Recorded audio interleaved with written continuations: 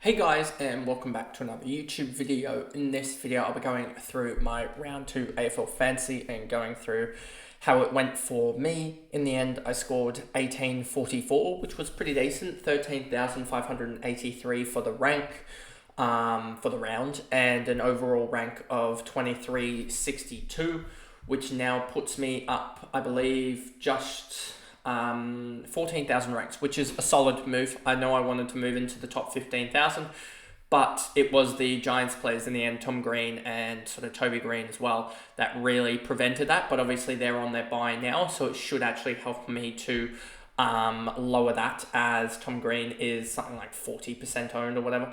Yeah, 40% owned, so he should really, his ownership being on the buy should actually really help. Obviously, Lockie Whitfield is on the buy for me as well, but he was 31% owned. So it should help in the end in round 3 and when they're on their buy, obviously. So yeah, up to 23,862 ranking wise, and I know that I'm literally like 30, 40 points off of the sort of top 15 to 20k. It's very, very tight there, so I'm not too disappointed, as I feel like I can gain my way back into the top a little bit in the next couple of weeks. So that is the plan, and it is sort of a there are a couple trades when I go through my team reveal for that video on Thursday that I'll go through, and the trades that I'm going to target. So hopefully my team's now a little bit vanilla, so that you guys won't argue me, so that I can now actually just present my team and the trades that I'm going to do. But before we get into the video, remember to like and subscribe, turn the notification bell on so you know when I upload, and let's get into the recap. So Harry Sheezel, 121, he has been amazing to start the year. He's averaging 120.5 with a 120 and a 121. I wish I had just put the VC on him. He's got Carlton next week, so I may even just put the... when do they play? They play the Friday night, so I may actually just put the VC on him and then just captain Bontempelli. That could just be the easiest way to go around it. So yeah, 121 from him here was amazing. Lockie Whitfield in the end got to a 102, which was good enough for me. He hasn't been the absolute smash pick that I would have hoped for after the 137, but still averaging 113 and averaging 101 in since I've grabbed him up. He's been really big value, and I don't think I see him dropping below sort of this 920, well, sort of that 850k that he started out as. I think he'll be a top 6 defender anyway. And yeah, has Gold Coast, St Kilda and Carlton, and I see him easily just starting to pick up more, as I reckon more down the line you'll also see him, especially with the way that Giants play. They seem to be able to blow out teams. I expect to also be able to see him just get a lot of dead marks at the end of games. You saw here he had 14 marks against Collingwood. I expect him to have games where he does get 9, 10, 11 marks as well, because he only had 5 against West Coast. So I'm expecting him to have games where he just absolutely pockets marks and gets easy points. Then Hayden Young, I wish I could be trading him out at the moment, but his break-even isn't too bad, and there are going to be other problems that I've got to sort out, so Hayden Young probably won't be traded out for me. Yeah, he's just basically sucked this whole time. And so hoping that we see something like a Duggan last year, where he gets held on to long enough by me because I have other issues, and it turns out that he actually turns on the Jets. So hoping that happens, but I'm not necessarily think it's going to happen. I think he is going to be a low 90s guy, and we've got to find a better defender to go to. Elliot Yeo, 98. This is exactly what I wanted from him. His cash gen is starting, and yeah, just showed that Port Adelaide game was low stoppage, and that he really should have, in a more stoppage-friendly game, would have gone more. And that's exactly what he's done. +5 kicks, +2 handballs, no marks, but a +2 in the tackles, and then also contributing a goal got him to 98. He could have easily pushed on towards that sort of 105 range, but I think there will be games where he does that, and games when he does sort of that 90. So I'm expecting sort of a 95 or so, or 94 average from Elliot Yeo, which is exactly perfect in the range that we want him. Williams didn't play, so we had Howes, 78 from him. absolutely amazing. And yeah, his cash gen is undeniable at this point. And anyone that didn't grab him is not going to be not going to be getting that cash gen, I guess, as he's probably out of that range now to be able to get him. I mean, unless you really were unlucky and didn't have him and had Caulfield, then you probably could just do a straight swap there. But yeah, he's just been amazing, and that cash gen is going to be combined in probably almost at his buy is probably the range that we're going to do it, and he's going to go up to like a Nick Dacos. Caulfield 2, injured shoulder, I'm getting rid of him. I wish I had done the Caulfield to D'Ambrosio, but you could understand my wingers' argument that they don't necessarily score that well. So, yeah, it's basically going to be, I'm going to grab one of D'Ambrosio or Powell, one of them, but I can't grab both. And the other player in that that I need to grab will be a rookie. That's basically my trade plans. And it involves dumping Caulfield and then also dumping Sexton, and you'll see that it'll be a forward or a defender that is the rookie. And then Zach Reed is probably almost at the point now where I'm just going to hold him, as hopefully I don't have any other rookies that or any other players in the defensive line that goes down. And in 3 to 5 weeks or whatever it is, 3 to 4 weeks that he comes back, he can start making some cash, and it will be like almost having another rookie back there, which should help in the long run, as his break-even isn't too bad. It's 37. That will get overturned in a week or two. Bont, captained him for a 104, turned into a 208. Not the greatest. Wish I had captained Butters, as he had a huge performance against the Tigers. So yeah, really happy about, I guess, Butters and Steele, in the sense that they're the two sort of underpriced guys that have been really performing well. I mean, Butters is averaging 112 and Steele is averaging 114. That is plus 12 and plus 14 on their prices, basically. And then Bontempelli is a little bit under, is averaging 97, but he's been complaining about an ankle, as well as just these games. This game here against the Suns, he sort of did all the work early and didn't really need to do much, and 5 free kicks against is not what I intended him to do, which would be 7.5 points on his average that he's burnt. So that would be him up to like a 104.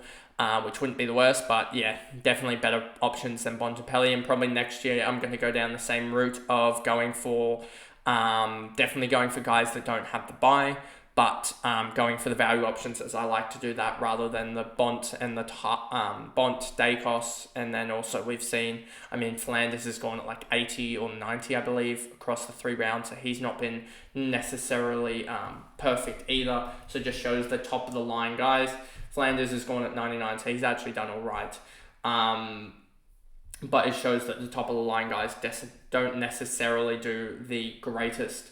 And I mean, you had Daniel and also McRae, who were top of the line in the forward line. So it just shows that the value options usually are the better ones. Then we move on to Nick Martin, 103. He's averaging 98 for the year, which is sort of the range that we thought he'd go in.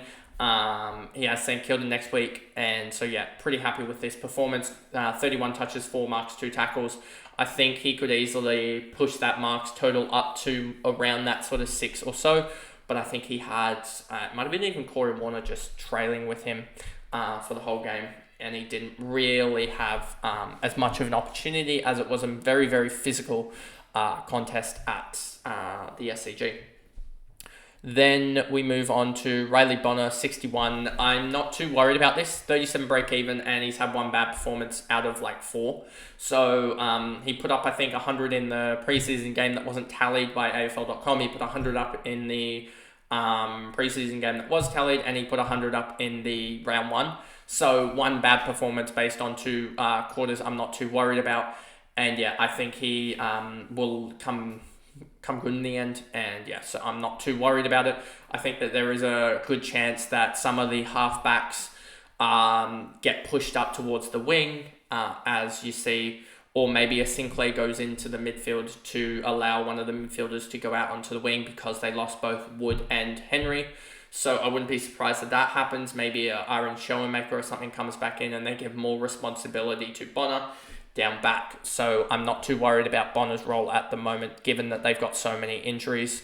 especially sort of in the it is sort of the same role. This wing half back can be almost the same, considered the same role. It's especially with the Swans how they do it. They have Roberts, Florent, Lloyd, Campbell, McInerney, all, what's that, 5 guys there just off the top of my head that all float through that same sort of role. So Bonner, I don't think will get moved out to the wing, but I think his spot there is pretty safe given that his positioning is has a lot of injuries. McKercher 76, he did exactly what a rookie would do. Sanders 78 finally actually played out the game because Caulfield got injured. So yeah, just play him out and he'll be fine. He ended up with, I didn't actually watch this game, he ended up with 22, 1 and 5.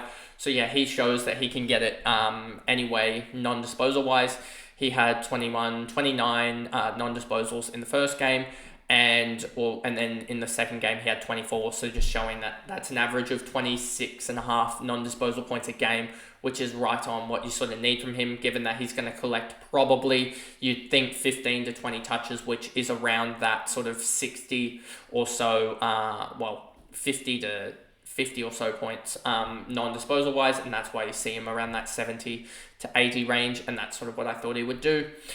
And then Roberts 85, he's coming into his bye in the next couple of weeks, so there are plans to potentially just drop him to a mid-rookie that we'll get, because mid-rookie should start to roll out eventually, and upgrade him alongside, use him as an upgrade to Brodie Grundy to get them up to an English or Marshall that we described in the Western Bulldogs game review. I think I went on that for a little bit of that tangent for a minute or so. So yeah, that's sort of the plan.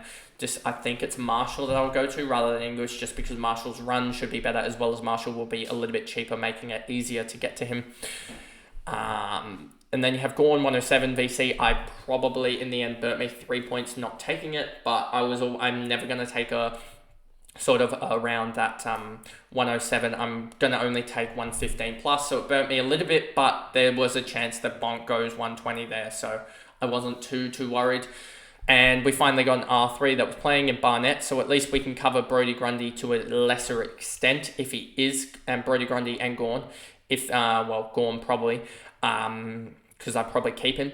But yeah, Barnett could effectively cover if I needed to, Gawn in that sense, but I don't think he'll be covering too much, and I think it'd just be a dropout score.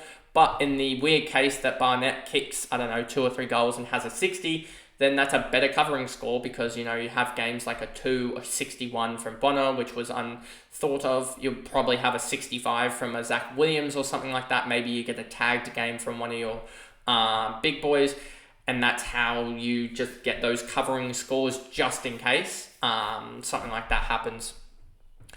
And then, yeah, you even see with Sexton there at 49. But now moving on to the forward line, and you get Jackson 108. He was amazing. He won that ruck battle. The umps tried to even give Jerry some leeway. The scorers gave him a little bit of leeway with some tackles that had effective handballs that still got given tackles. So yeah, Jerry only really should have scored like a 93 or something like that against Jackson. So I'm not too worried about Sherry against the other rucks, as I think he will struggle a little bit more. I know that he will probably still average like an 85 or 90, but I'm not too worried against him against the likes of Carlton, Brisbane. I mean, the Geelong game is a worry, but by then I'll have probably Marshall, so it won't be too much of a worry. And then he's got Hawks, who were restrictive against Mac, so I wouldn't be surprised if they're restrictive against Sherry. And then he's got Adelaide, who have Riley O'Brien, so I'm pretty sure they'll be pretty restrictive in that manner. Then you have Isaac Heaney, 117. He was amazing yet again, and yeah, he's been probably the buy of the season, I guess, or the start of the season. Priced at initially somewhere around that. What was he priced at originally? Let's just check this, as I think it was in the 80s. He was priced at originally 80 on the dot, and he's going plus 41, and yes, that does include a 1-2-1, but yes, he's gone at 1-2-1 for the whole season if you include rounds 1 and 2 that we've actually played. So yeah, he's gone at 1-2-1, priced at 80. That's plus 41, and he's already jumped up 140k, And if he goes 1-2-1 again, I would expect him to jump up a further sort of 35, 40k. I wouldn't be surprised if he tops out around that 900k. And yes, the main issue is what's going to happen with the midfield. I still expect Heaney to get some good midfield time, as he's really shown he can do that. And the matchups to come in the next couple of weeks, you're going to obviously hold. And then he has some pretty good matchups. I don't even expect them to tag necessarily him at against the Hawks, as he probably just goes forward and kicks 3 or 4 goals, given how Hawks are defending at the moment. So I'm not even worried about the tag about him, because they're more likely to tag someone like a Warner or even the likes of a Golden over, I think, Heaney. So I'm not too worried about that. But yeah, I think Heaney, and that's just because of the physical nature of Heaney compared to a Golden. I think Vin McGuinness would be better suited on Golden than Heaney. But yeah, this run here that he's got should be going 120, 120. Even against Gold Coast, should be going 100, 110. And then against Hawks, he could pull out a 4-goal, 10-marker game similar to that of Papley and pull out still a 120 there. The Giants is probably when you start to look if that role is sustainable, because if it isn't sustainable, you just jump down to probably a McRae's back by then, I would expect. So you can just jump down to him and probably gain yourself a good 150k and almost upgrade a Bonner in the same sense in the same week. So that'll be sort of a plan that you can look at. But yeah, Heaney, I'm riding that train for the next little bit. Fisher, back to his best. And yeah, not too worried about him. 85 average, 76 for the year, 85 last round, 77 for the year, 76.5. And now plays against Carlton and his old side, and then plays Brisbane and Geelong. So yeah, will be interesting to see how he scores, given they have so many guys in the back line. But I definitely think getting Gota out, Gota out with an injury definitely helped, as McDonald wasn't going to use the ball as much. I know Gota was sort of used as a lockdown, but McDonald is a better lockdown, so they get it in the hands of Fisher more. And yeah, it just really works a lot better. And his cash gen should start now, up 8k on the year, and if he gets sort of an 85 again, I would expect him to rise a little bit, and we can see that move and that break even start to fall into the 50s and 40s, and that's when you start to see these bigger jumps.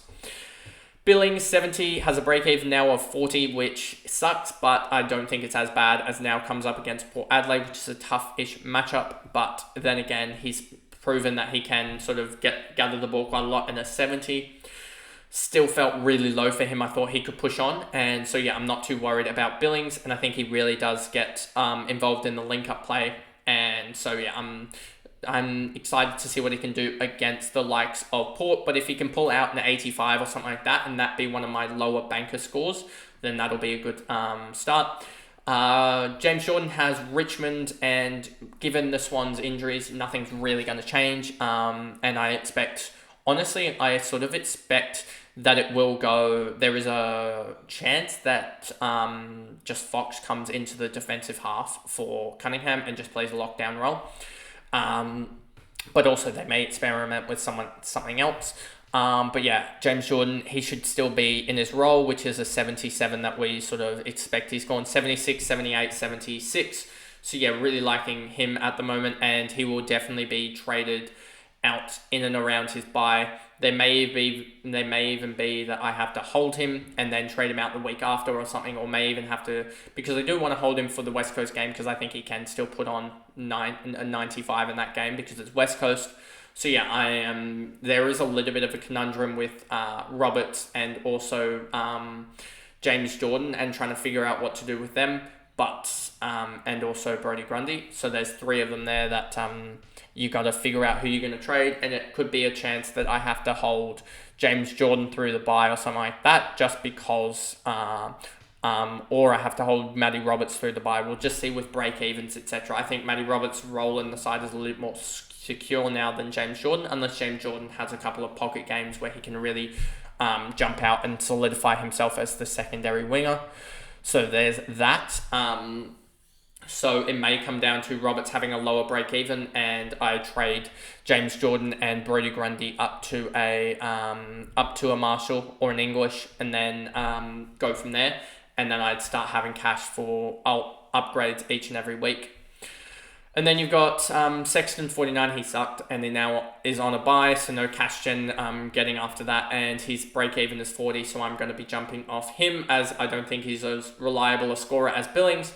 And yeah, I just reckon that even though he scored a 125 in the preseason game, I reckon a lot of people will jump off him now, and they'll jump on to other rookies in the forward line, or even through DPP, get him onto another midfielder and upgrade somewhere else.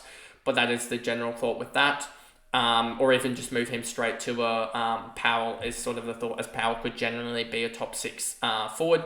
And that would leave me sort of with 4 forwards. I mean, Jacko probably needs to get traded out, but that's a simple flip to a Flanders like we've been discussing.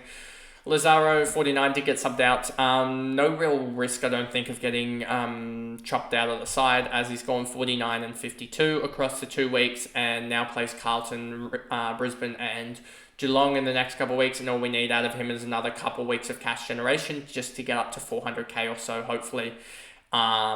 If we can do that, probably won't do that, probably will more tap out if he does get chopped out of the side around that sort of 370k, but still that's a lot. That's still 90k of cash gen for a guy that we thought could go a little bit more, and 90k isn't the worst if you can go down to a guy that's gotten good job security or gotten a good break-even, negative break-even. Seth Campbell is doing his role 57. He's done it perfectly, averaging 55. And I thought this role wouldn't really yield results, but it seems to be yielding points, which is a good thing. 14 touches, backing up the 13 from last week, and didn't even have to kick a goal to get to a 57. So has the buy in round 6, and that may be the time that we trade him out, as he could genuinely force his way up to 400k. Has Sydney this week, will probably be tough for him to do much, but I could easily see him racking 5 tackles against the Swans and giving them some forward pressure, as well as racking up, or probably 1 or 2 marks as well. That already gets him up to a 26, and then adds sort of 8 to 10 disposals, and that sort of gets him up to that 50, which will get him that 30k cash in that we need, and he could easily pocket a goal. Given that Harry Cunningham is out and they sort of don't have he probably gets matched up on Matty Roberts, I would expect. So it'll be interesting that, or Jake Lloyd goes to him. And then Darcy Wilson, 57, he's doing his role on a wing. His scoring is actually relatively consistent. I'm surprised that it wasn't as up and down like we saw with Ollie Hollands last year, but it is only 2 games in. He plays Essendon. I'm expecting a banker game from him against Essendon, given that Essendon cannot defend the transition as well. So him with his speed and his general marking ability, I wouldn't be surprised if he's able to find space next week. So that's why he's probably going to play on field next week for me. But we'll wait and see on that one, as he sort of is the option to play on field if we get